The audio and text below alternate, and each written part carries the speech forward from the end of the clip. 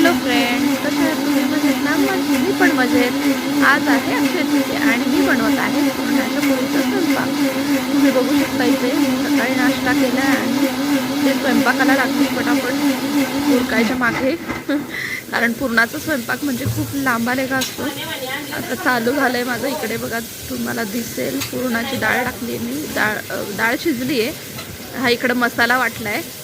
2 मोठे कांदे भाजून घेतलेत, खोबरं, अद्रक, लसूण आणि कोथिंबीर हे वाटण करून घेतले मी. कटाची आमटी. आणि हे बघा इकडे दिसते तुम्हाला पुरण, म्हणजे मी डाळ आणि गूळ एकत्र करून शिजवून घेत आहे कढईत. ॲक्च्युली कसं आहे, पुरणपोळी खाणारे आम्ही दोघंच आहे आणि इतकं मोठं करावं लागतं ना की कंटाळा येतो, कारण सगळंच करावं लागतं. पण अक्षय तृतीया म्हटलं की पुरणाच्या पोळीचा नैवेद्य हा करावाच लागतो.